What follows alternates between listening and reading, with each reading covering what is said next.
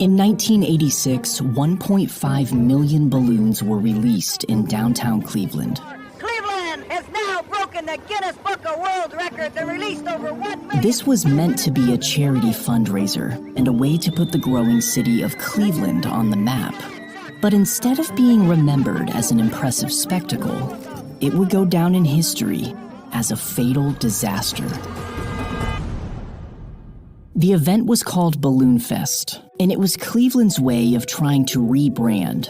You see, at the time, they had a pretty rough reputation, which was exemplified by its well-known nickname. City leaders wanted to prove that Cleveland wasn't a mistake, and that it was well on its way to becoming a world-class city. The previous year, Disneyland had claimed the Guinness World Record for the biggest simultaneous balloon launch. And for some reason, the city leaders thought that outdoing Disneyland was the perfect way to start cleaning up Cleveland's image.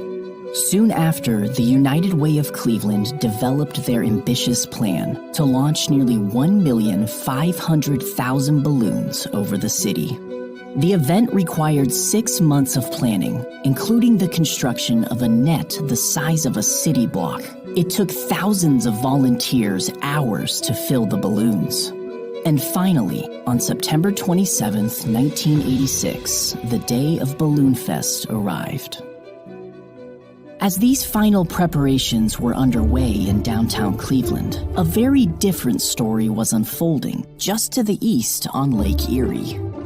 The previous night, a severe storm had rolled through the area. I do want to remind everybody in part of Ohio, we continue with that severe thunderstorm watch until 1 a.m. And about an hour before the storm, 2 men had gone out fishing.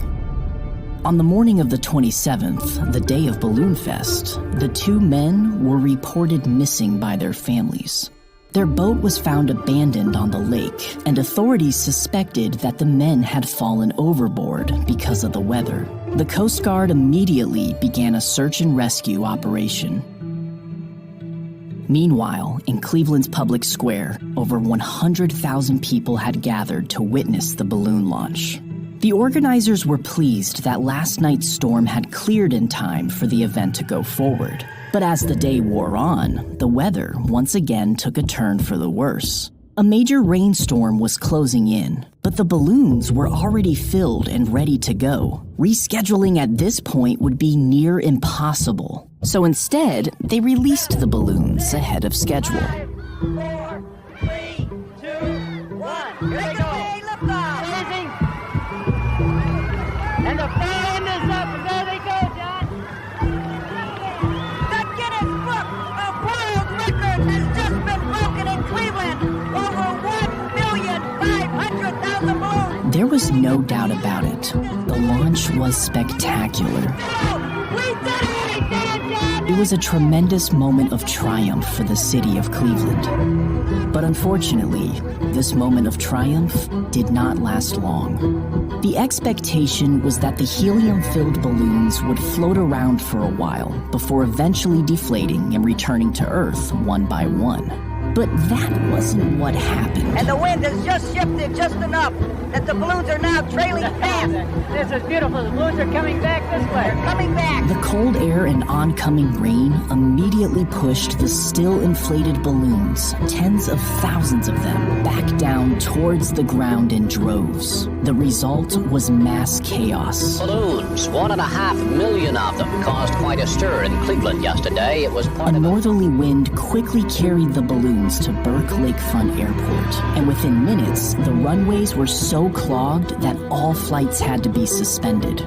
The balloons also started to descend on certain streets, and after a number of car accidents, these roads had to be closed until a bulldozer arrived to clear out the balloons.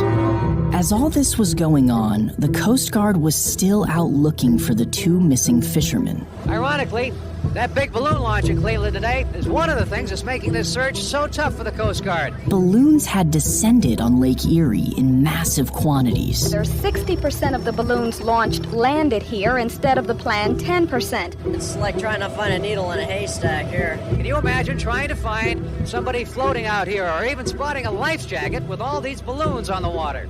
On September 29th, 2 days after the balloons were launched, the Coast Guard finally called off the search for the 2 missing fishermen.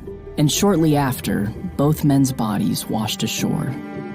Balloon Fest was featured in the 1988 edition of the Guinness Book of World Records. However, that was the only edition to include it. And shortly after, Guinness ended the category of balloon launching altogether.